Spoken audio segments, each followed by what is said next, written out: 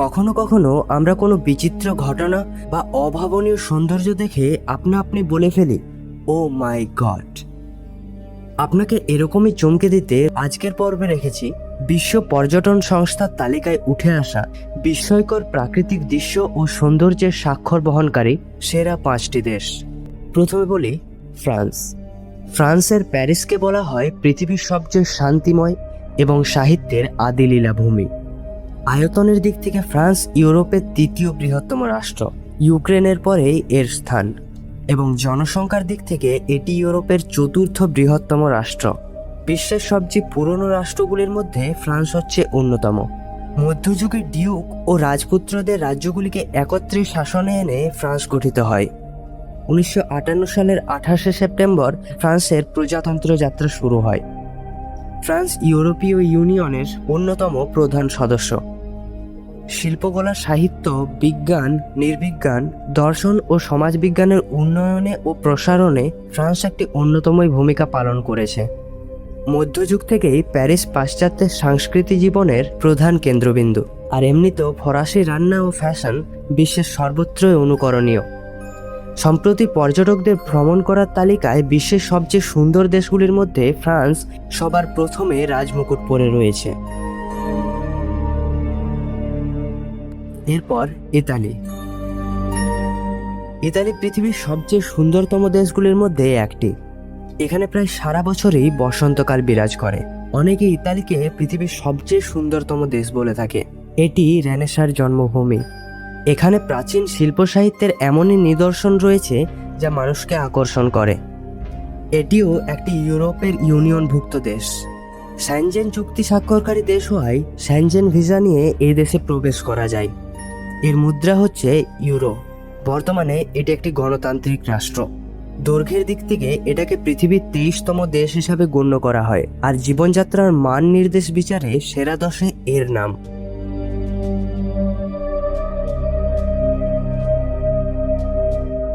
এরপর New Zealand. New Zealand হচ্ছে ওশিয়ানিয়ার একটা দ্বীপরাষ্ট্র। এটি অবস্থিত অস্ট্রেলিয়ার দক্ষিণ পূর্ব দিকে। এর রাজধানীর নাম ওয়েলিংটন। এই দেশটি অসংখ্য ক্ষুদ্র দ্বীপের সমন্বয়ে গঠিত, তবে দ্বীপগুলোর মধ্যে সবচেয়ে উল্লেখযোগ্য হল এস্টুয়ার এবং চাথম দ্বীপ। নিউজিল্যান্ডের আদিম আদিবাসীদের ভাষা হলো মাওরি। ভৌগোলিক দিক থেকে দেখতে গেলে এই দেশটি ভৌগোলিকভাবে একটা বিচ্ছিন্ন দেশ। এটি অস্ট্রেলিয়া থেকে দক্ষিণ পূর্ব দিকে প্রায় 200 কিলোমিটার দূরে তাসমান সাগরের ওপর অবস্থিত। ফিজি, টোঙ্গা এবং নোবেল কালাতনি এগুলি হলো নিউজিল্যান্ডের প্রতিবেশী রাষ্ট্র। এই দেশের পরিবেশ ও জীববৈচিত্র্যতাও অসাধারণ। অতীতে এখানে বহু ধরনের বিভিন্ন প্রজাতির পাখির বসবাস ছিল, কিন্তু বর্তমানে মানুষের জনসংখ্যা বৃদ্ধির ফলে সেগুলোর মধ্যে অনেকেই বিলুপ্ত হয়ে গেছে। নিউজিল্যান্ড একটি উন্নত দেশ। আন্তর্জাতিকভাবে প্রচলিত মানব উন্নয়ন সূচকের তালিকার ওপর দিকে রয়েছে নিউজিল্যান্ড।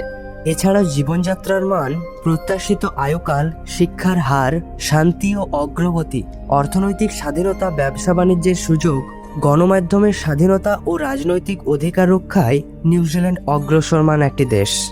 পৃথিবীর সর্বাধিক উন্নত শহরগুলির মধ্যে নিউজিল্যান্ডের শহরগুলোও অন্যতম। তাই পর্যটক আকর্ষণের দিক থেকে দেখতে গেলে নিউজিল্যান্ড 3য় সুন্দর দেশ।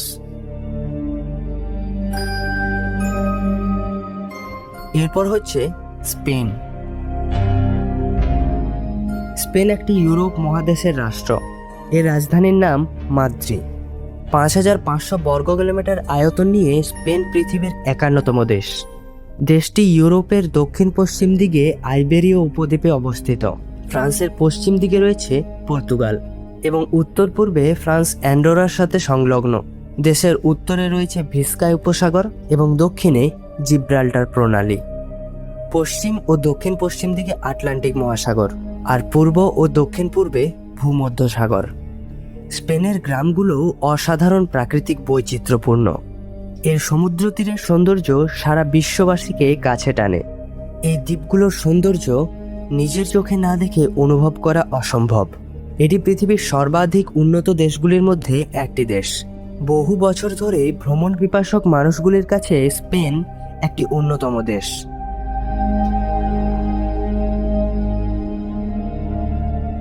এরপর হচ্ছে গ্রিস। গ্রিস দক্ষিণ ইউরোপ মহাদেশে অবস্থিত একটা দেশ। এই দেশটি বুলগেরিয়া, ম্যাসিডোনিয়া আর আলবানিয়া দেশের উত্তর দিকে অবস্থিত, আর দক্ষিণে রয়েছে ভূমধ্যসাগর। এই দেশের জনসংখ্যা হচ্ছে প্রায় 1,15,00,000। বিশ্বস্তরে যার পজিশন 80তম। জনসংখ্যার দিক থেকে মহিলা হচ্ছে 55% এবং পুরুষ 45%। গ্রিস আফ্রিকা এবং এশিয়া দুটি মহাদেশের পাশাপাশি অবস্থিত। গ্রিসের রাজধানীর নাম অ্যাথেন্স। প্রতি বছর বহু পর্যটককে আকর্ষণ করে গ্রিসের স্বর্ণে মোড়া ইতিহাস, সাহিত্য এবং সংস্কৃতি। দেশটির প্রাকৃতিক দৃশ্যগুলি দেখার মতো। দেশের মোট জিডিপির মধ্যে 12% আসে শুধুমাত্র বিদেশি পর্যটকের কাছ থেকেই। এথেন্স হচ্ছে পৃথিবীর সবচেয়ে পুরনো এবং ঐতিহাসিক স্বর্ণপুষ্পে সজ্জিত একটি শহর। আর ভিডিওটি যদি ভালো লেগে থাকে তাহলে লাইক করবেন, চ্যানেলটিকে সাবস্ক্রাইব করতে ভুলবেন না। দেখা হবে পরের ভিডিওতে। ততক্ষণ অবধি ভালো থাকবেন। ধন্যবাদ।